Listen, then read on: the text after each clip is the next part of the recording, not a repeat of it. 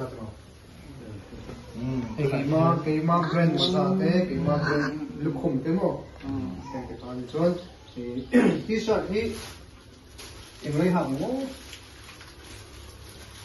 xin nó rồi cái xin chuyện cái nó xin nó mấy lần rồi cái chút này vâng em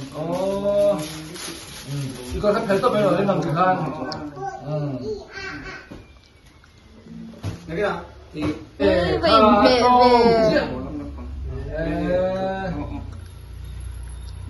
ui to ui to 꼭 찌니까 아무리 내 마이 카 cái sao đồ lặt tiền chuyện đầu chưa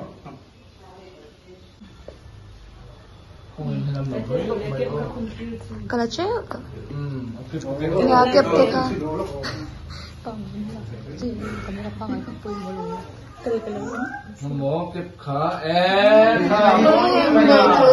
đi ông mua lại cái bảo tôi thì nó đi 뭐 이제 메카 thiên thì trái này rồi nó Saya dah mendengar itu lah.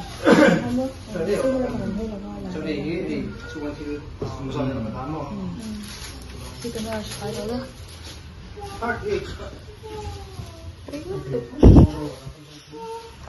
keyboard 몇 개야?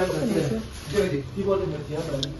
chiếm luôn chiếm Kita buat dia saja. rồi theo từ bên Trần Lâm của tôi là cái phong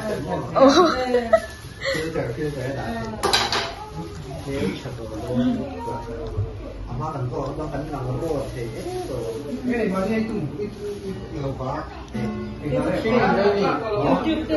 không có số này nó đây rồi thì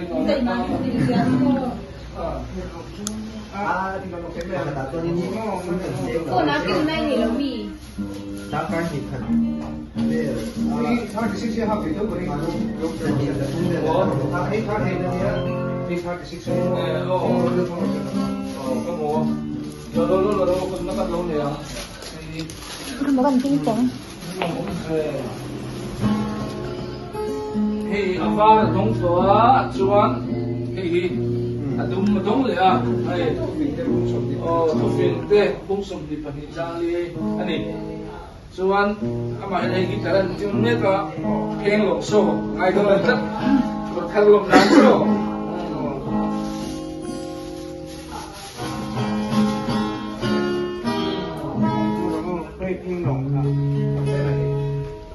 có chiếc là tao rồi đi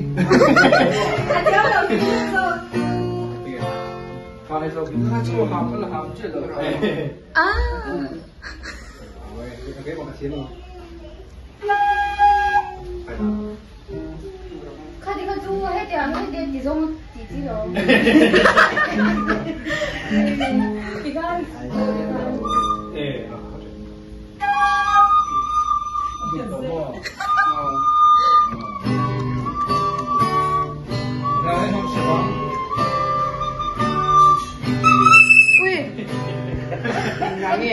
Ui, nghe những có tất cả nghe rất cool rất ngon